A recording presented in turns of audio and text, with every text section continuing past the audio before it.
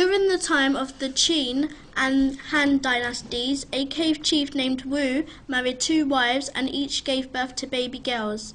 This beautiful girl shall be named after my grandma, Shen.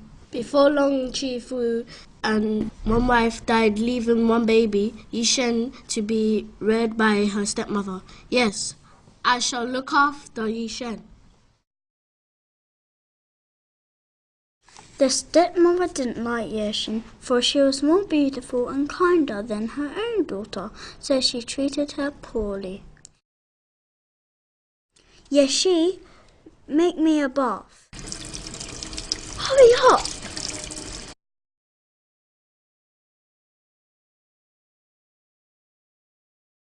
Yashin was given the worst soap, and the only friend she had was a beautiful fish with big golden eyes.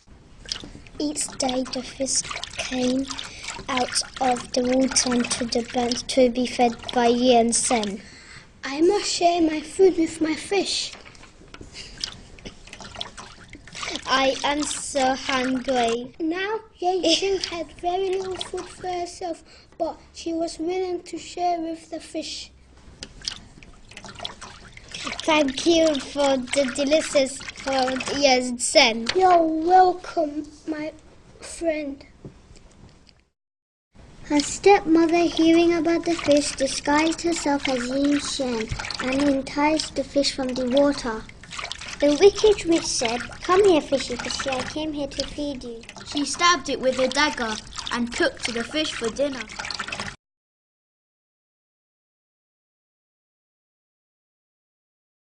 Shen was distraught when she learned of the fish's death. As she sat crying, she heard a voice and looked up to see a wise old man wearing the coarsest of clothes. He told her that the bones of the fish were filled with a powerful spirit, and that when she was in serious need, she was to kneel before the bones and tell them of her heart's desires. Shen retrieved the bones from the trash heap and hid them in a safe place. Time passed and the spring festival was nearing. This was a time when the young people gathered in the village to meet one another and to find husbands and wives.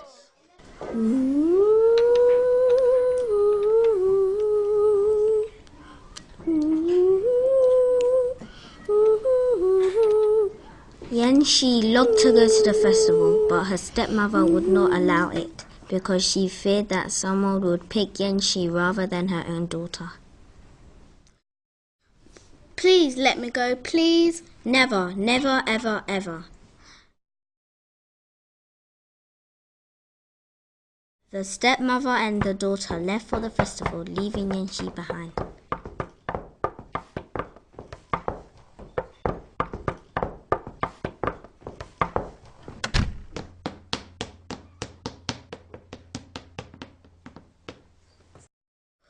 Shen wanted desperately to go ask the bone for clothes to wear to the festival. Suddenly she was wearing a beautiful gown of azure blue. On her feet wearing beautiful slippers. They were woven of golden threads, and the soles were made of solid gold. When she walked, she felt lighter than air. She was warned not to lose the slippers. Shen arrived at the festival as soon all were looking her way. The daughter and stepmother moved closer to her, for they seemed to recognize this beautiful person. Seeing that she would be found out, Shen dashed out of the village, leaving behind one of the golden slippers.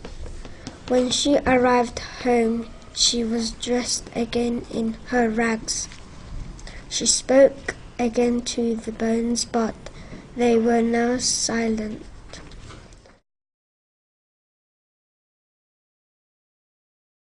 After a time, a merchant found a lost slipper. Wow, what a beautiful slipper. And seeing the value in the golden slipper, sold it to a merchant who gave it to the king of the island kingdom of Tohan.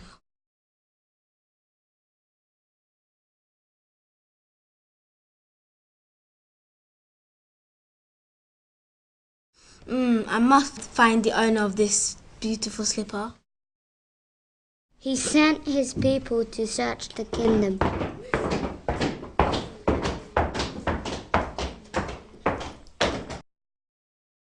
Woof! But no one's foot would fit the tiny golden slipper. He had the slipper placed on display in a pavilion on the side of the road where the slipper had been found. The king's men waited out of sight. All the women came to try on the shoe.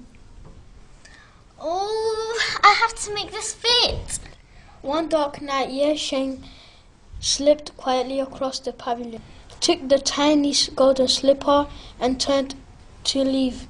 But the king's man rushed out and arrested her.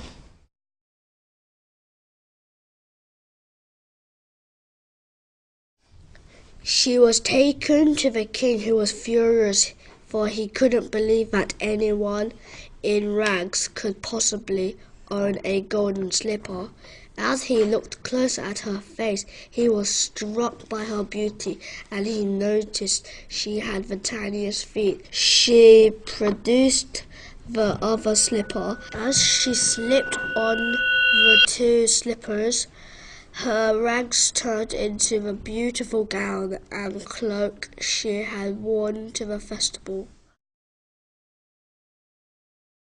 The king realized that she was the one for him, so he asked her to be his bride. Then they married. Dun, dun, dun. Dun, dun, dun. However, the stepmother and daughter were never allowed to visit Shen and were forced to continue to live in their cave until the day they were crushed to death in a shower of flying stones.